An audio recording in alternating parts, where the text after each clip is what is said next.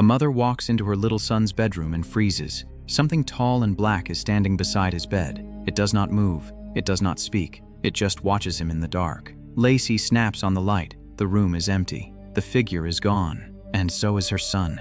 She screams for Daniel, and they rush outside in panic. In the front yard, Sam is standing there, shirtless and completely still, like his body is awake, but his mind is somewhere else. Daniel shakes him, trying to bring him back. A few seconds later, Sam finally snaps out of it. But the scariest part is, he has no idea how he got there. At first, the Barrett family thought someone was breaking into their home, but soon they would realize the truth was much worse. No one was breaking in. Something had already been inside their lives for a long time. It was patient. It watched them work, fight, and sleep. And when it finally moved, it did it quietly, leaving no fingerprints, no footprints, and no answers behind anywhere. And this nightmare did not begin with Sam vanishing from his room. It started earlier, on a quiet night, when the Barrett family still believed their biggest problems were money, stress, and keeping their family together. From the outside, they looked ordinary. Lacey kept the house and kids under control, while Daniel was quietly falling apart because he still had no job. Jesse wanted more freedom, and Sam still followed him like he was the safest person in the world. One night, everything feels normal. They eat dinner. The boys whisper through their walkie-talkies, and Jesse tells Sam a creepy bedtime story about the Sandman, a figure who visits children in their dreams. To Sam, it is just a scary story. But that same night, Lacey wakes up and finds something impossible. The refrigerator has been opened, food is scattered across the kitchen floor, and the back door is wide open. Lacey thinks someone broke in. She checks outside, scans the yard, and tries to understand how anyone could enter without waking them. But there is no person, no noise, and no sign of an intruder. The next morning, Daniel tells everyone to lock up properly. He tries to sound calm, but the family is falling behind on bills, and he is desperate for work. He goes to another interview hoping this will finally fix things, and he gets rejected again. When Lacey asks how it went, Daniel lies and says it went fine. That night, Lacey checks every door and window before sleeping. Everything is locked, but later she wakes up and goes downstairs to a kitchen that looks staged. Objects from around the house have been stacked into a strange, perfect structure, stretching upward like someone built it with a purpose. It almost looks like a symbol. Sam is standing nearby. When Lacey asks who did it, Sam quietly says it was the Sandman. Lacey asks if the Sandman came into the house, but Sam explains it in the most disturbing way. He says the Sandman came in his dream and somehow made him do it. Lacey and Daniel call the police, but the officer does not take it seriously.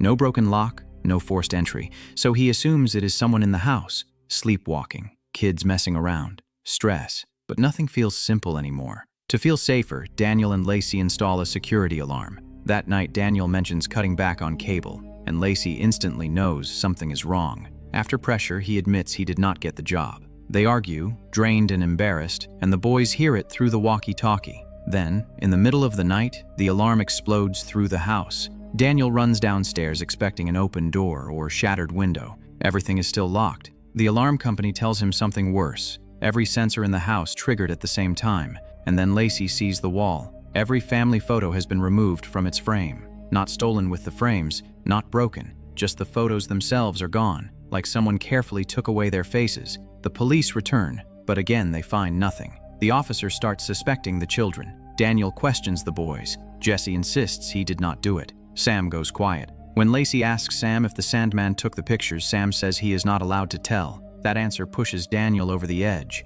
He tears through Sam's room, convinced the boy is hiding the photos, but he finds nothing. Lacey starts thinking Sam may need professional help, and Daniel hates the idea because they can barely keep the lights on. Later, Daniel takes Sam to the park. While Daniel talks with another parent, Sam suddenly freezes. He wets himself in front of the other kids, and they laugh. Daniel rushes over, but Sam is not responding. He is staring at something no one else can see. Then, Sam releases a sharp, terrifying scream.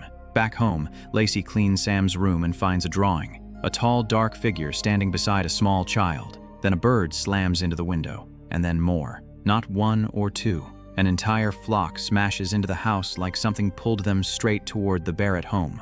Workers come to clean the mess and officials promise an investigation, but even they seem confused. Birds do not do this. That night, Lacey hears Sam talking in his room. She walks in and sees the tall figure standing over his bed. Dark, thin, silent. Lacey turns on the light. The figure is gone, and so is Sam.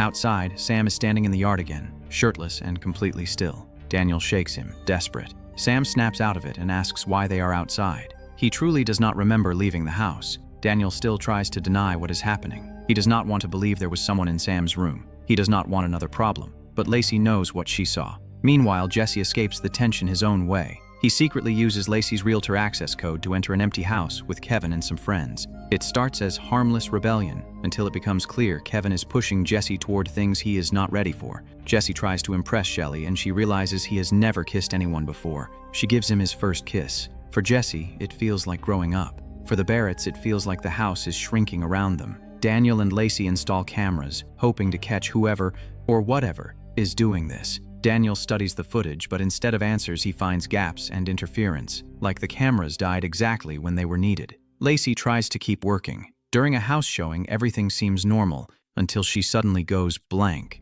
She stops speaking. Her eyes fix on nothing. Then she walks forward and bangs her forehead against the glass. When she comes to, she has no memory. Her boss tells her to take time off, and Lacey feels herself slipping. Soon after, Lacey gets another call about the dead birds. No disease, no normal explanation.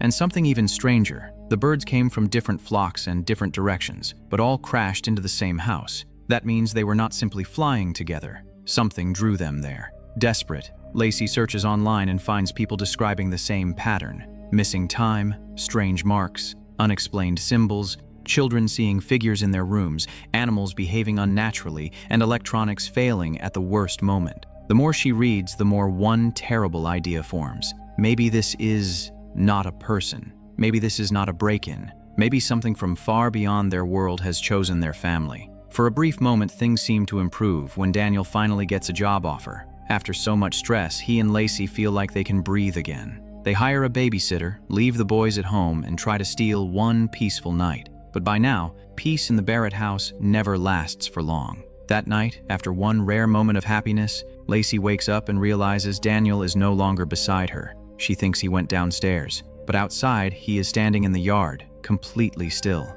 His eyes are empty. His mouth hangs open. He stares at nothing, like his mind has been switched off. Then blood runs from his nose. Lacey watches as Daniel slowly walks back into the house, trapped in that trance. Seconds later, he snaps back to himself, confused and scared, with no memory of leaving the bed. They check the security footage. It shows exactly what Lacey saw. Daniel walked outside by himself like something was guiding him. That is when Lacey tells him everything. The bruise on her forehead from her own episode at the house showing and the research she found online. Strange symbols, missing time, children talking to unknown figures, unexplained marks, people controlled while they sleep. Every detail matches what is happening to them. Lacey believes this is not a normal haunting or a person breaking in. She thinks something non-human is watching their family. Daniel fights it. Aliens sound impossible. He insists stress is making them see patterns, but even he can feel the truth getting harder to ignore. The next day, Sam goes swimming, and one of Lacey's friends notices strange marks all across his body. Not bruises, but neat, arranged patterns, like something left a design on his skin. At the same time, Jesse is in the woods with Kevin. Kevin chases him with an airsoft gun, laughing like it is a game, until Jesse reaches a quiet, open area and hears that sharp, painful sound again. It cuts through his head like a signal. Jesse freezes and collapses. When he comes to, his hands are shaking and his ears are ringing. Kevin thinks Jesse is faking, but the fear on Jesse's face is real. Minutes later, Daniel and Lacey are rushing to the emergency room, already feeling that something is hunting their family all over again. At the hospital, the doctor says Jesse shows no signs of a normal injury. He suggests emotional trauma, then reveals something worse. Jesse also has strange geometric marks on his body. Because the marks look deliberate, he has to report it to Child Services. Daniel jumps to the wrong conclusion. He blames Kevin. He storms to Kevin's house and confronts him in the yard. It explodes fast. Daniel shoves Kevin. Kevin's father rushes out, knocks Daniel down and punches him.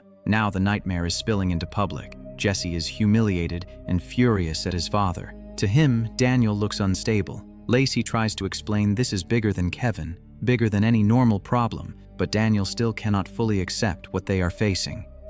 That night, Daniel falls asleep in his office over the camera footage. In his dream, he rushes to Sam's room. Sam is in bed. Then Daniel turns him over and sees something so horrifying he wakes up in panic. It was only a nightmare, but something inside him finally cracks. Back at the monitor, he studies the footage frame by frame.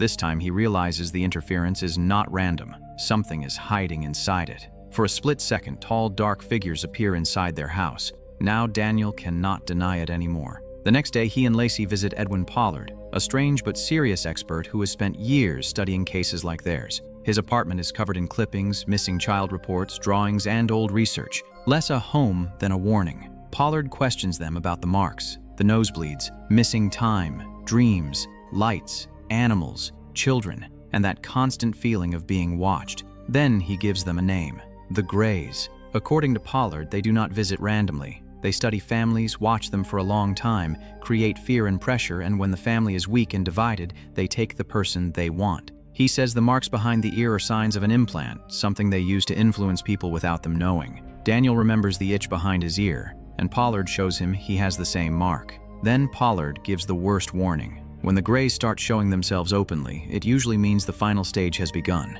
They are getting ready to take someone. Lacey and Daniel assume the target is Sam. The Sandman stories, the sleepwalking, the figures in his room. Pollard agrees the chosen person is often the one who made first contact. So, to them, everything points to Sam. But Pollard also tells them the only move they have. They cannot beat the Greys, but they can make the abduction harder. If the family stays together and refuses to separate, the Greys may decide it is too much trouble and move on. Before they leave, Pollard gives one final rule: do not let fear divide the family, because once the family breaks, the Greys win. With no other option, Daniel and Lacey turn their home into a battlefield. Daniel buys a weapon. Lacey adopts the most aggressive dog she can find because Pollard said animals can sense the Greys before humans do.